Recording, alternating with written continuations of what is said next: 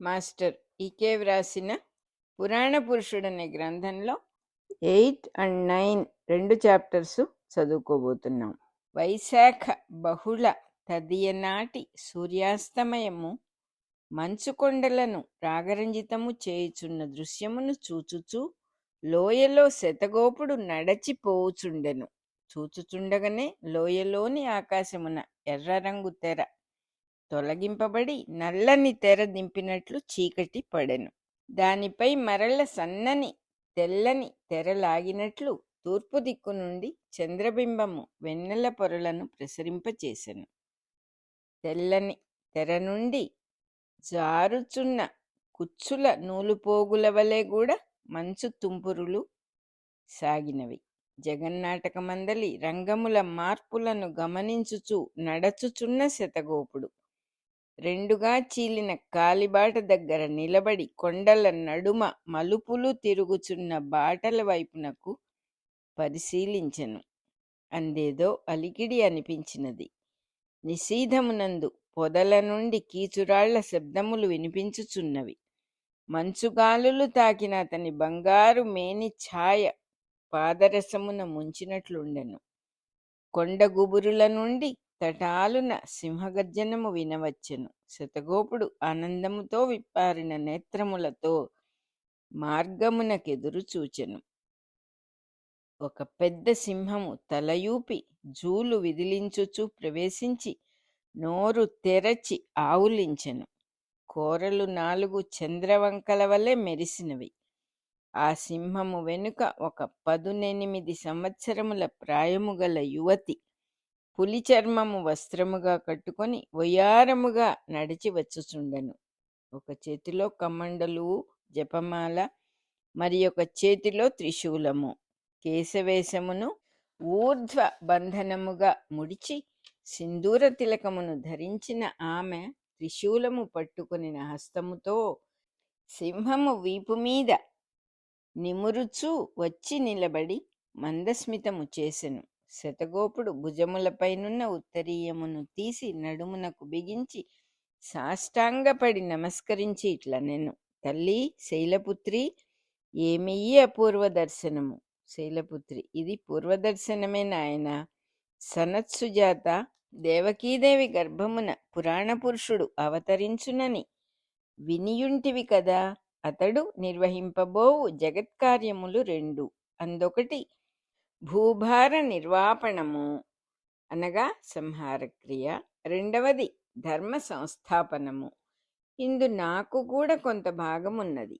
ప్రస్తుతము నేను వ్రజమందలి నందగోపుని భార్య గర్భమున యోగమాయగా నా అంశమును నిహితము చేయుచున్నాను. పురాణ పురుషుడన్నను నేనన్నను దేహములే వేరుగాని వెలుగొక్కటే. అట్లు కల్పింపబడిన మా దేహములు స్థానములు మార్చబడును. నేను వానికి మారుగా కారాగృహమున ప్రవేశింపవలసి ఉన్నది. అటుపైన నేను మరల కైలాస శిఖరమునకు తిరిగి వచ్చెదను. లీలార్థమై పురాణ పురుషుడు శంకరుని గూర్చి తపస్సు చేసి నా చిత్కళనాకర్షించును. సనత్సుజాతుడు: నా కర్తవ్యమేమి? శైలపుత్రి: ఈ దారి వెంట ఈ పర్వత శ్రేణిని అధిరోహింపుము. తెల్లవారుసరికి బదరికాశ్రమము చేరగలవు. అచ్చట కొందరు బ్రహ్మచారులు వేదాధ్యయనము చేయుచుందురు. వృతాసుర వధ కథను వర్ణించునట్టి రుక్కులను అధ్యయనము చేయుచు 3 మాసములు క్షీరధారలతో తర్పణము చేసి నేతితో హోమము చేయుమని ఆ బ్రహ్మచారులకు నా మాటగా ఉపదేశింపుము. తులసి, మంచిగంధము, వట్టివేరు సమిధలుగా వారు హోమము చేయవలెను. ఈ దీక్షలో అంతరిక్షము నుండి దివ్యములైన దేహాణువులు ఉద్భవించును. అవి దేవకీ గర్భముననున్న దేహమునకు సప్తధాతువులై వృద్ధి చెందును.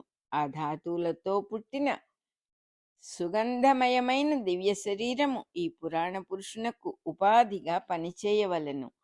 అట్టి శరీరముగాన అంతరిక్షము నుండి వికాసమందిన మనస్సు సత్వబుద్ధి కలిగి దేహ పోషణమునకై పాలు, పెరుగు, వెన్న ఆహారముగా స్వీకరించును.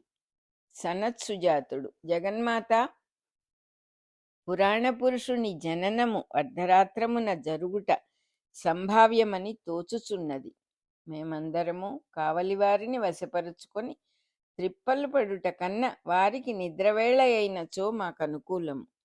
శైలపుత్రి: నిత్యము జీవులకు నిద్రను ఉపదేశించున్నది నేనే కదా, భయపడకుము. సనత్సుజాతుడు: ఈ భరతభూమి పురాణ పురుషుని సాన్నిధ్యమును అనుభవించినను చిరకాలము గ్రుడ్డి రాజ్యముగా వర్ధిల్లవలసినదేనా? శైలపుత్రి: ఆ గ్రుడ్డివానిపై నీకెందుకు అనాదరము? వాడునూ నాకు మీ వంటి వాడే కదా. ఈ సంకోచము క్షాళనమగుటకు నీవొకనాడు ఆ గ్రుడ్డివాని ఇంటికి నడచిపోయి బ్రహ్మోపదేశము చేయవలసి ఉన్నది. ఆ ఉపదేశము వాని యందు వ్యర్థమగును, లోకమునకు ఉపకరించును. పురాణ పురుషుని ఉపదేశములతో పాటు నీ ఉపదేశమునకు కూడా స్థానమున్నది. సనత్సుజాతుడు: పురాణ పురుషుని వసుదేవుడు కొనిపోవలసినదెచ్చటికి? శైలపుత్రి: ఇంకెచ్చటకు కొనిపోవును? చిరకాలము నుండి నందగోపుడు అభిమానించి శిక్షణమిచ్చుచున్నాడు కదా. ఆ శిక్షణమెందులకో అతనికే తెలియదు. సనత్సుజాతుడు: అయినచో వసుదేవునితో నీ మాటగా చెప్పుమందువా? శైలపుత్రి: కల్పాంత బ్రహ్మ విద్యాస్వరూపులైనను మీరందరూ లోకజ్ఞతలో పసిబాలురు. నీవు గర్గులకు ఈ వృత్తాంతము తెలిపి గర్గుల మాటగా మాత్రము చెప్పుమనుము. సనత్సుజాతుడు: తల్లి, జరాసంధుడు అధర్వణ విద్యాదురంధరుడై భరతభూమికి సామ్రాట్టు కావలెనని సంకల్పించుచున్నాడు. శైలపుత్రి: కావలెనని వాంఛించుచున్నాడు.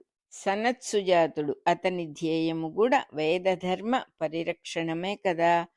శైలపుత్రి: అమాయకుడా, వేదమన్నచో మంత్రార్థములు కాదు.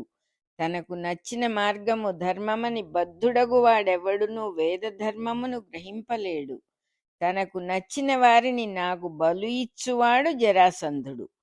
జీవుల యుగాంతర చరిత్రలలో జనన మరణములు నరజాతికి వలె మాకు లెక్కలోనివి కావు. కనుకనే జరాసంధుడొసగిన నరబలులను వాని కర్మకు వదలి ఆ దేహములు విడిచిన జీవులను నేను స్వీకరించి తిని. పరమేశ్వరుడు దయాస్వరూపుడు. దయలేనివాడు, గర్వము చెందినవాడు, వేదము నెరిగినవాడు ఎట్లగును?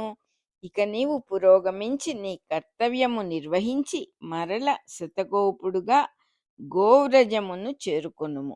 ఇట్లు పలికి శైలపుత్రి సింహమును నడిపించుకొనుచు వెనుదిరిగి కొండ మలుపులలోనికి మాయమయ్యెను. వెన్నెలలు పర్వత శిఖరాగ్రములపైనున్న మంచుపై ప్రతిఫలించి అన్ని శిఖరములను కైలాస శిఖరముల వలె సనత్సుజాతుని కనులకు గోచరించెను. ఇప్పుడు 9th చాప్టర్ చదువుకుంటూ ఉన్నాం. తటాకము చుట్టూను వలయాకారముగా పెరిగిన కొబ్బరి తోట ఎందలి కొబ్బరి ఆకుల సందులలో నుండి మొవ్వల గొంతులలో నుండి ప్రయాణము చేయుచున్న గాలులు రివ్వురివ్వుమని శబ్దములు చేయుచు తటాకమందలి నీటిలో దుమికి చిరుతరంగములపై తపతపలాడుచు తీరమునకు వచ్చి కొట్టుకొనుచున్నవి. తటాకమునకు తూర్పు దిక్కుగానున్న సోపాన పంక్తిపై స్నానము చేయుచున్న ముత్తైదువలు మొగములందు ఆ మెట్లపై ఉంచిన పసుపు రాసుకొని సూర్యుని వైపు తిరిగి నమస్కరించి జలములలో మునిగి తేలుచున్నారు. కొందరు స్నానములు పూర్తి చేసి బిందెలలో నీరములను ముంచుకొనుచున్నారు. ఈదుచు మీదకు వచ్చుచున్న బాతు పిల్లలను బిందెలతో అదలించుచున్నారు. గుంపులుగా ఒక్కొక్క తీరమునకు చేరుకొనుచున్న బాతు పిల్లలు కలువ తోటల వలె ముద్దులు మూటగట్టుచున్నవి. నీరములు ముంచుకొని బిందెలు నడుమున కీలించి ఎడమ చేతితో బిందె నాలింగనము చేసుకొని కుడి చేతి వ్రేళ్లతో 2-3 తూండ్ల తామర పువ్వులను పట్టుకొని కొందరు ముత్తైదువలు మెట్లెక్కి ఒయ్యారముగా నడిచి వచ్చుచున్నారు. తటాకమునకు తూర్పు వైపుగా తీర్చిదిద్దినట్లున్న బాటల వెంట నడిచి బాటకిరుదెసలా నిర్మింపబడిన తమ రెల్లు కుటీరముల ప్రాంగణములలోనికి ప్రవేశించుచున్నారు. ఇండ్ల ముంగిళులలో ఇరుదెసల పూల మొక్కలున్నవి. ఇంటి సింహద్వారము మండగములకు పసుపు రాసి కుంకుమ నామశుద్ధ చుక్కల మృగ్గులు తీర్చబడి ఉన్నవి. నడవలోనికి ప్రవేశించినంతనే గచ్చు నేలపై అష్టదళాకారముగా శుద్ధ ముగ్గులు అలంకరింపబడి ఉన్నవి. ద్వారమునకెదురుగా దొడ్డిగుమ్మములలో తులసికోట కనిపించుచున్నది. దానిపై ప్రమిద దీపము. తులసి మొక్క ఆకులపై పసుపు కుంకుమ అక్షతలు చల్లి ఆ ముత్తైదువలు ప్రదక్షిణము చేసి వచ్చుచున్నారు. ఒక ముత్తైదువ ప్రదక్షిణము పూర్తి చేసి తన గదిలోనికి పోయి వన్నెచిన్నల ధౌత వస్త్రములను ధరించెను. కేశాలంకరణము పూర్తి చేసుకుని దర్పణము చూచి సింధూర తిలకము తీర్చిదిద్దుకొని వేణీబంధమున ఓరగా ఒక తమ్మి మొగ్గను నిలిపి వెలుపలకు వచ్చుచుండెను. మరి ఒక ముత్తైదువ వీధి గుమ్మము నుండి, ఏమి మృణాళిని, ఇంకనూ నీ పని పూర్తి కాలేదా? అప్పుడే మిగిలిన వారందరూ నందగోపుని ఇంటికడ సమావేశమైరి. నేను నీ కోసమే నిలిచి తిని, రమ్ము పోదము అనెను. నందగోపుని ఇంటి ముంగిలి పెద్దది. అందు చిన్న చిన్న మేరు పర్వతముల వలె గోధుమ గడ్డితో పేనిన పురులు 6 ఉన్నవి. పురుల ప్రక్కన రోళ్లలో కొందరు ముత్తైదువలు గోధుమలు దంచుచున్నారు.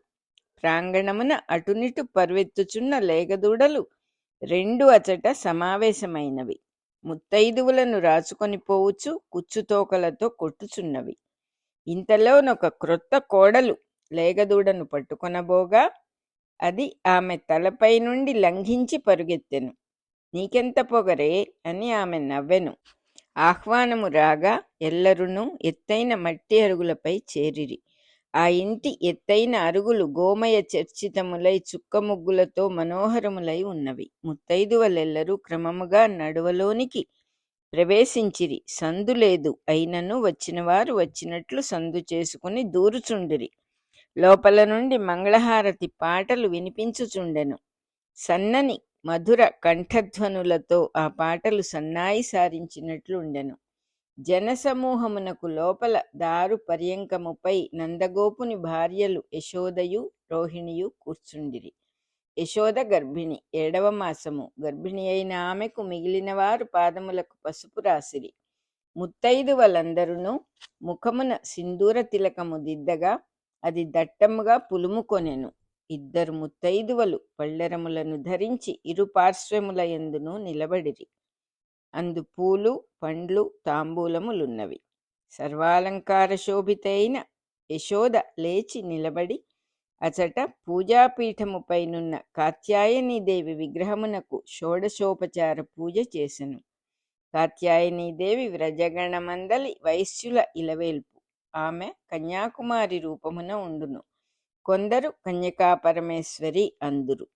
పూజ పూర్తి చేసి యశోద సాష్టాంగపడి నమస్కరించి లేచి ముత్తైదువుల పాదములకు నమస్కరించెను. ఆ ముత్తైదువులు ఆమెకు నూతన వస్త్రములు తాంబూలము కొబ్బరి బొండము చేతికిచ్చి బొట్టుబెట్టి తలలో పూలుంచి శేషలు చల్లిరి.